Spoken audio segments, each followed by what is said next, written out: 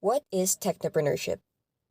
Technopreneurship, according to the Collins definition, is when entrepreneurs start and operate their own tech business. Technopreneurs are constantly and persistently looking for ways to better people's firms, industries, and countries' working practices. A technopreneur is a person who uses the finest available technology to alter the current economic system. They introduce new product and service concepts to the market even if they enter it with nothing but an idea. Technopreneurship appears to be a popular concept in today's digital era for four reasons: boundless prospects, market expansion, lower costs, and information availability. An individual's quality of life is directly influenced by economic progress.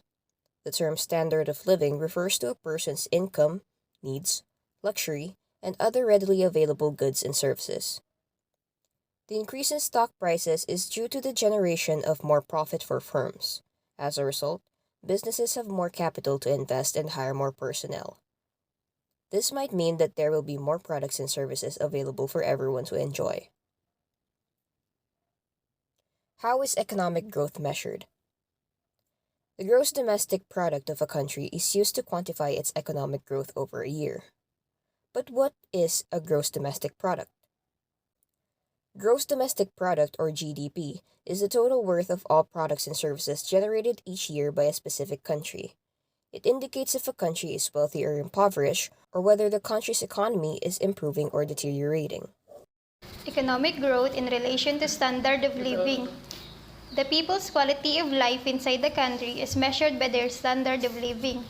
As a country's GDP rises, so that its quality of life or the standard of living rises. For a country's GDP to grow, it must invest in human capital through education and training, as well as produce valuable items that can be sold domestically or internationally. As a part of our group work, we were given the task to select 3 countries and compare their nominal and real GDP. Before we proceed, let us first explain what these terms mean. Nominal GDP, the market value of the final production of goods and services within a country in a given period evaluated at current market prices, which means it considers price changes due to inflation. Nominal GDP is not suited to be used in comparing the rate of prices between periods, for it can overstate the growth figure. Real GDP, the market value of the final production of goods and services within a country in a given period, adjusted for price changes that may have occurred over time, which makes real GDP more meaningful in comparing the rate of prices between periods. GDP is also known as constant price GDP, inflation-corrected GDP, or constant dollar GDP. Nominal GDP rankings by country. First is India.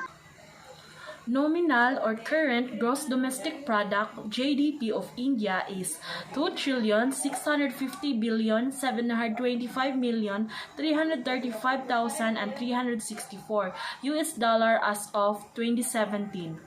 The real GDP is constant inflation adjusted of India reached 2,616,371,703,953 in 2017. And the GDP growth rate in 2017 was 6.68%, representing a change of 177,938,082,996 US dollar over 2016, when real GDP was 2,482,433,620,957. In conclusion, we can observe in this graph that as nominal and real GDP rises, so does the population, and in year 2017, the nominal is lower than real GDP. Therefore, deflation is occurring.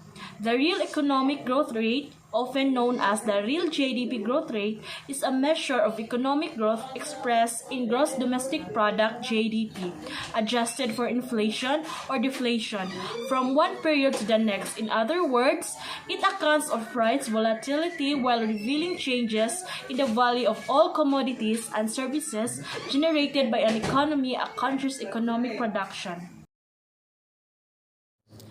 The next country's gross domestic product we are going to tackle is that of the Philippines.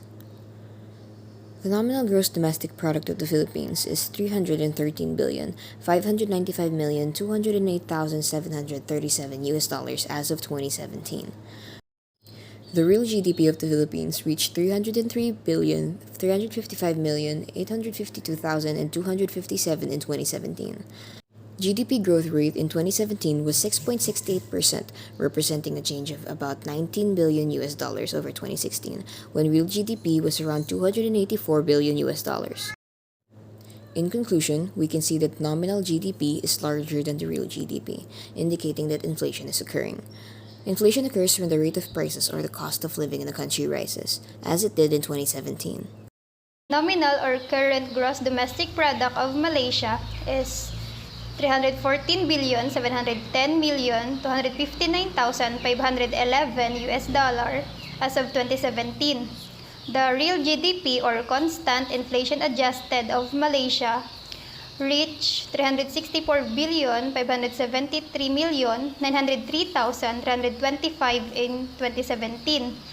The GDP growth rate in 2017 was recorded 5.90%, representing a change of 20,301,760,268 US dollar over 2016. This part is all about the combined GDP of three countries in year 2017. It demonstrates the economic growth is defined as an increase in the amount and quality of economic goods and services produced. These three countries have a rising economy with a positive GDP growth rate as a result of firms expanding and creating jobs, resulting in increased productivity. As a question for this task is suggest on which factors of economic growth these countries needs to improve. We all know that economists generally agree that economic development and growth are influenced by four factors. These are the human resources, physical capital, natural resources, and technology. Highly developed countries have governments that focus on these areas. Less developed countries, even those with high amounts of natural resources, will lag when they fail to promote research in technology and improve the skills and education of their workers. In the first country, India, the India economy grew by 6.68% in 2017, but slower than the 7.11% growth recorded in 2016. And it should improvements required. The government needs to create more jobs, re-strategize economic policy for new growth drivers, increase demand and purchasing power of consumers.